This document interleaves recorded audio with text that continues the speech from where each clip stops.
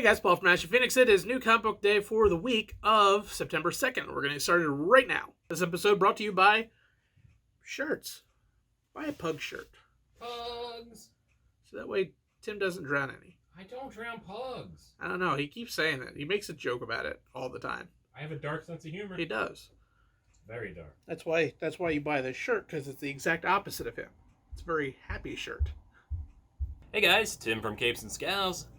And Team Ashen, and I don't know, everywhere else. Time to do some things.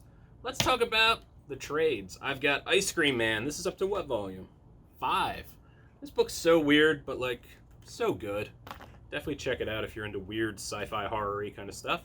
Teenage Mutant Ninja Turtles From the Ashes, Reborn, Volume 1. This is issues 101 to 105. They're just making it easier, like, hey, here's a good jumping on point. We got Amazing Spider-Man Volume 8. Still Nick Spencer, Ryan Otley, other people as well. Immortal Hulk, Al Ewing. Al Ewing's so good. This is up to Volume 7. Really, just like the most awesome Hulk book in a long time. He-Man, Masters of the Multiverse.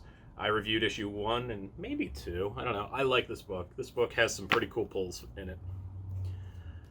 Flash, the Savage Velocity. This is the beginning of the Wally West run that started late 80s. And Vandal Savage is one of your early villains in this. This whole run is so good. Please read it. Minecraft, With or Without You. With or Without You. I haven't read any of the Minecraft books, but Minecraft's so much fun when you just need to unwind, Paul. Paul, you Minecraft, Paul? No, I don't. I can't. You can't? Do it. It's adult Legos. You can't do it? I can't. Okay. I spent my entire life, getting better graphics. You can't go back? I just can't go back to... See, I can't go to better graphics. I can only go back. Yeah. I cut off at, the Nintendo 64, I think. Yeah. All right, well, that's not important. Miles Morales, Spider-Man, Little Golden Book. Those are always fun. And the new Overstreet is out. New Overstreet price guide. It's got a McFarlane cover, at least this one does. And you got some Spawn Spidey action. All right, first up we have Firepower, issue number 3. Not a lot happens here, but it's a nice setup book. It's basically, you have your main character starting to go through and kind of death-proof his family, teaching them some of his martial arts skills, because he realizes there's going to be a big fight coming, and he doesn't want his family, who he's kept sheltered away from all of this, to be caught off guard. Meanwhile, a big plot point happens. We learn who the people are trying to kill him, and exactly how powerful they are. So it's a pretty interesting series. It's really fun. It really gets the the 80s and the 70s and 80s old school kung fu movies. It hits that nostalgia button. So if that's you should pick it up. All right, my first book is Spy Island from Dark Horse Comics. This is a cool spy book about a strong female lead. I like how they trick you into thinking it's a male lead, and then it's her murdering this male guy. Really great. Basically, your story is, it's the Bermuda Triangle. That's where spies go and try to gather intelligence, and there's all kinds of fundraising, and it's a very strange story. But I did enjoy it. It was just so weird. I don't know where it's going, per se, but mermaids are real, is what they're telling you, and it just does so much. It's a little bit of it's a lot of a spy story, but it's also got cryptozoological monsters, and I really don't know where this is trying to go, but I am super intrigued. So if you like spy stuff that's a little different, check out Spy Island. Next up we have Inkblot, issue number 1. Inkblot is a fun book from Image. Image books are usually hit or miss for me. They either just don't go through enough to give you an idea of what's going on, or they do. And this is one of those ones that does. This does a very good job setting up exactly the story, exactly who we're dealing with, our main characters, and the general idea of what is going on. We have a family of people that learned when you kill monsters, you get stronger. So they've gone out and conquered whole worlds and universes, and then you were dealing with this one sister who felt she didn't need to do all that. She's more the scientist, more the person that wants to learn and preserve knowledge. And one day while she's in the library, she knocks over a magical vial of ink, and this character pops up, who is literally an Inkblot. And really crazy things happen with this cat that causes her to start blinking in and out of worlds and everything like that, which leads to the central conflict of her trying to keep this under wraps and find out what is going on while documenting all the powers. It's a really interesting story. It's a really fun book. You should check it out. All right, next up we have Marvel Zombies Resurrection, Paul. It's a big old Marvel zombie book. Why did you read that? Why wouldn't I read this? I don't know why you would read that. So I've read some of the Marvel zombie stuff, particularly the first couple things, and I don't understand the continuity of it. I don't know if it's just like, let's do a new story, because I'm pretty sure Spider-Man was dead in the other ones, but he's quite alive in this one. I don't know if that's important or anything, if I'm missing something, but it doesn't really matter. Your characters that you're following in this is Spider-Man, who's trying to protect Valeria and Franklin Richards, and it's also Forge and Moonstone. So it's a weird combination of characters to begin with. I was sold on this book the minute Forge showed up with a gun that had Cyclops' head attached to it that he could just pull a trigger and shoot optic beams with. Awesome. The story's pretty good. It's going somewhere kind of interesting. It is the characters trying to avoid zombies, especially the superpowered variety, and still try to take out Galactus, which is bad on a normal day, let alone a zombie apocalypse. Interesting book, strange book, but you pretty much know that when you pick it up. So if you like Marvel Zombies, you'll like this one. This one was pretty cool.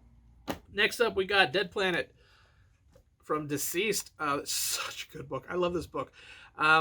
This actually does something that usually doesn't happen in DCeased. Two characters who you assumed were dead were not, which is weird because typically DCeased means dead. Like, these people, like, die. This book pulls no punches on just killing everything.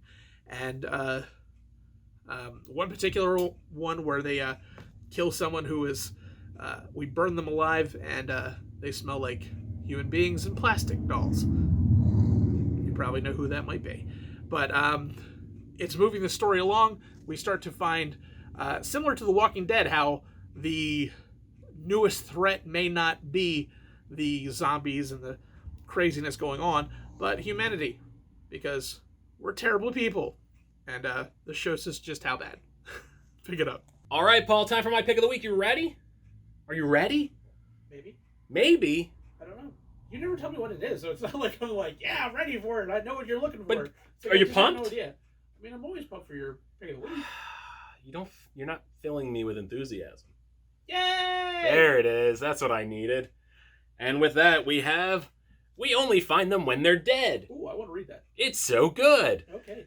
I really want to read it. It's super good. So it's Al Ewing, and you all know I love Al Ewing. I think Al Ewing is the next big thing. They're always like, Al Ewing, here's a bunch of weird ideas. You make it work. And he's like, I got this. And then he does it.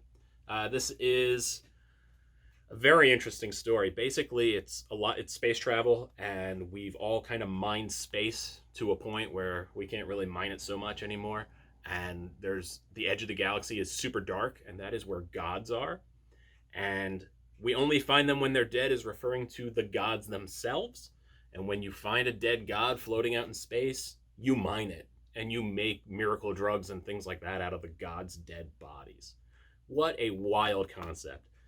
Simone DeMeo does the art. The art is super cool. The layout, the panel work, everything is really good in this book.